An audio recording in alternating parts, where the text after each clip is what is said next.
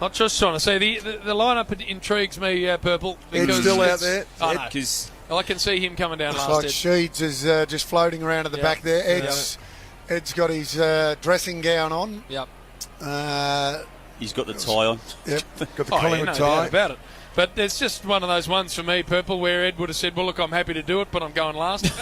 And then there's no debate entered into it. So if you want what I bring, which is, the extra gravitas, then just make sure that that's where I go. And I don't have any issue with that, by the way. Made out as though he didn't know the order when we spoke to him about 20 minutes ago. But it didn't matter where he was told he was going to go. He's just going to go, where, as JB says, where he wants to go. That's exactly right. And you're thinking right now it will be last. Well, I can't imagine it be anywhere else than last. Ankle leg. Just bring it home. Absolutely. But it is quite an incredible thing that Neil's done. And he did say that he wanted the crowd who are still filing in for the footy. He wanted the majority of the crowd to be in the stadium by the time he goes down. The whole lot being here. He's not going to kick off the Jew, for God's sake. Jim, Hughesy was good on the footy show on Thursday night promoting it too, wasn't he? He was, Hughie. I think he might have a retro Carlton look about him, maybe even the great Bruce Doull, the flying doorman. There might be some of that about Hughie's work when we get to him, because never has there been a more incredibly passionate blue than Hughie. By the way, Brucey Doull, the legend, one of my favourite stories about him was when Stephen Kernahan was being wooed by Carlton back in the 80s. They sent over, I think, Wes Lofts. Don't know who else went with the touring party to try and get him to sign the old Form 4. So they've turned up and... is that the brown paper bag acceptance for Carlton? Don't know whether any of that was involved, Purple, but certainly they sent the artillery in to try and impress him, and of course Carlton, an unbelievable club in the 80s. And they sent Brucey Doull in there as well, and they had about an hour long with Stixie's old man, who was his manager, and Stephen Kernahan, of course, the number one sort of target from South Australia. And apparently they went for an hour, and apparently after the hour they said, right, well, great to meet you, young man. Hopefully you'll see things our way. They all turned around and left. Bruce Doull hadn't said a word. Hadn't spoken. Just sat there. Absolute star, Bruce Doull. How good a player was he? He's just a freak. They're never beaten. No. They're never rarely beaten. He was just a freak. Bruce Doull. I think he went from that extreme, Jim. I thought I heard BT reckons he got him a couple of times. Really? I doubt it. That's what BT said. Well, if they played on each other 6 times, I think Bruce would have got the honours. BT might have got hold of him. He'd be the type of player that could. Jeff Dooley was more, as well back there. Yeah, Dooley was more your half-back flanker, so I can imagine Brian bustling him out, big bristle. But yeah, as a full-back Chief, he got hold of Chief a few times, and Chief at his best. Well, not at his best, but Bruce Doull was about 32 in 85, 86, so... Yeah, he's a star, Bruce Doull. I think Sticks went from that extreme, Jim, to then when he got to Melbourne to spending a fair bit of time with Jimmy Buckley. Yep. So I think he saw another side of Melbourne, and another sort of life, and another lifestyle one quiet and one not so different. Yeah. Just been told by a man who would know, I'm not sure if he wants me to name him or not, Duck, but Sun Yang from China has the world record for the 1500. Horton had the fastest this year until Pellegrini from Italy went faster. So... just recently. Thanks, Anthony. Thank you very much. Yeah. So anyway, big things expected of Mac Horton. He's a really good kid too.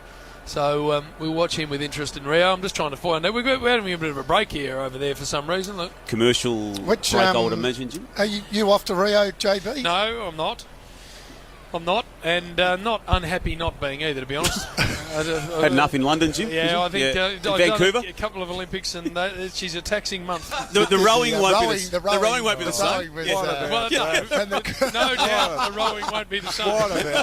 No question of that. I'm a rowing. I know a lot about rowing. And you knew nothing. I do. My daughter's a rower. Spud, the poor bastard that has to call the rowing at this Olympics. How does he do it? How do they do it? You They're going to have absolutely no glass I'm eye. telling you now, Spud. What I gave was a special Australian flavour. No. To the competition. I made sure everyone at home knew where the Australian boat was, and that's very important. If Jimmy Tompkin hadn't been there, mate, the whole coverage of rowing would have just gone to the drain. Sam Armitage next down. The plot thickens here, Purple. There's no doubt in my mind that Eduardo comes down last. Getting intriguing now, and he's positioned himself well for whatever lies ahead, Jim. No doubt about that. So, and good sport, Sam Armitage, by the way, to get involved, because it's not fun for anyone. Here she goes. She's... Wispy's taken up way too much of her time. Wispy. So if I let it go, Wispy. So now from you're in the freeze, don't you? Freeze is it? Yeah. I think Well done. She will be in a minute.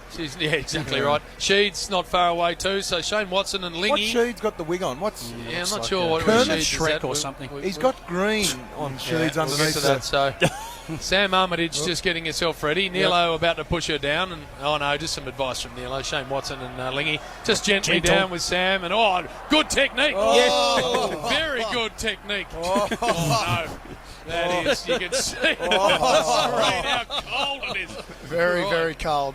Jim, you could bring some of your experience. Didn't you call the half pipe in Vancouver? Yes. So you could bring some of your experience from the half pipe to this coverage. Gold medaled everywhere. In fact, half pipe, and then of course Tora Bright. You called, didn't you? Tora Bright, of course. Exactly right. So was that a better experience for you than the rowing? The half pipe. The thing with that was it was a 1 day on, 1 day off sort of arrangement in Vancouver. So a lot of it I don't remember.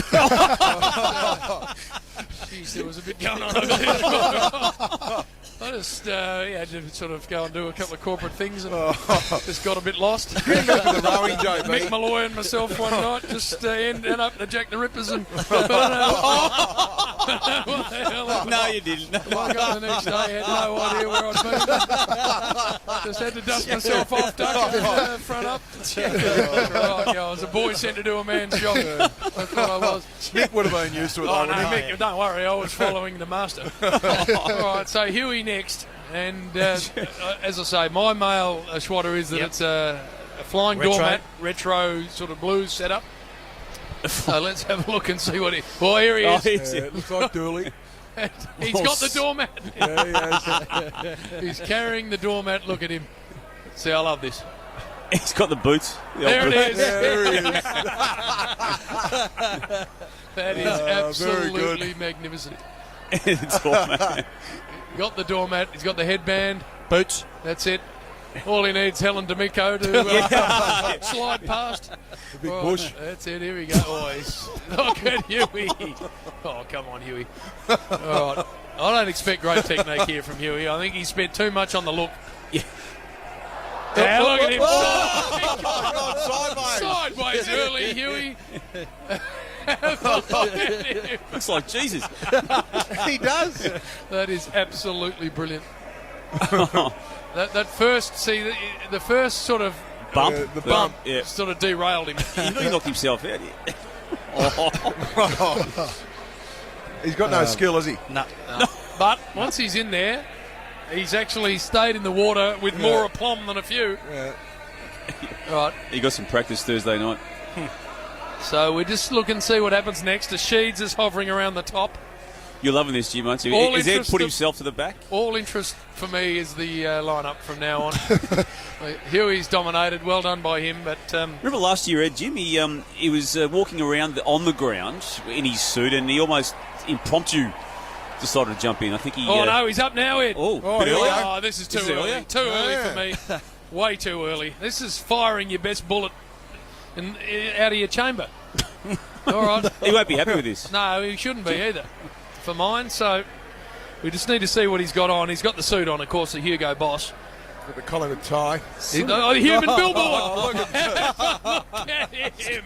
Got Triple M on there. He's got Triple M. He's got all the Collingwood sponsors. Yep. Emirates are on there. Holden, CGU, Mercedes Berwick is on there. That's it. And he's very not happy. Sure it is Duck. No, it's not Duck, it's Holden.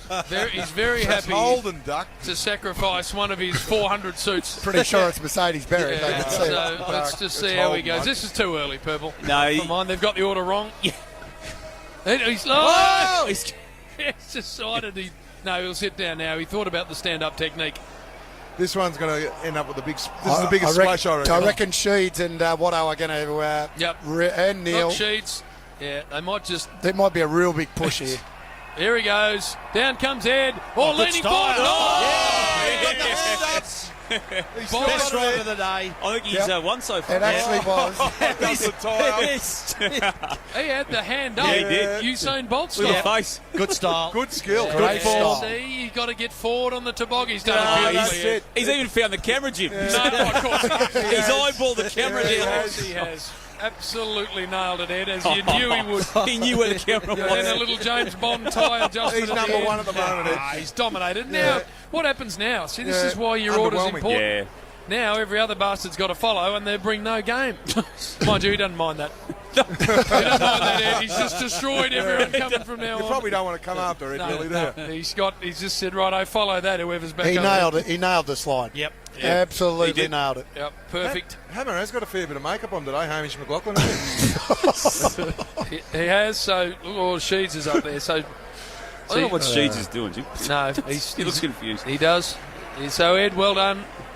Nicely done, and we just see where we go to now. Well, Ling. Oh, Ling. See, poor old Linger. I mean, he's trying to follow Ed down the bloody sleeve. Ed's just nailed it. Could have been. There's a few people sending in requests. The paddle pop line was one. Yep. Ronald McDonald. Yep. Another that ended up winning. Close call. Oh, here he goes. There Big boots. Big boots of Ronald. So, Linger. There it is. That's it. He's not going with the wig because he doesn't need it, of course. Geelong superstar, of course, premiership captain. But as I say, I think she just demanded last spot, Jim. I think that's what's unfolded today. I've got Eddie McGuire beside me. I've learnt my lesson. He's got the headset on, so I only asked one question. Apparently a really good effort by you. The boys gave you a 9.5 and apparently knew where to look at the camera on the way down. Just professionalism all round, Ed. Try my best, Ed. I tell you what, no brass monkeys in there. That is absolutely freezing in there. Who's gone down there? Lingy, has it? That's Big Lingy. Fire away, boys. Ed's listening with the headsets on. You did find the camera, Ed, on the way down. You knew where it was. Well, you know the old thing, boys. If you're going to make yourself look silly, you may as well make sure you get on the news as well and get the full exposure for the sponsor. So I had to get that going. You eyeballed it, though, halfway down. Well, you know what it's like, boys. Oh, we're there? Yeah. The red light was on, and I just zoned in on it. I tell you what, it was so cold. It was numbing. Yeah, the plums, Ed. The plums. I think I'll rub them back down out of my guts, and hopefully they'll be by the time I get home. But with the Pies play well today, everything will be back in position nicely. Ed, you had the hand up, Usain Bolt style, halfway down.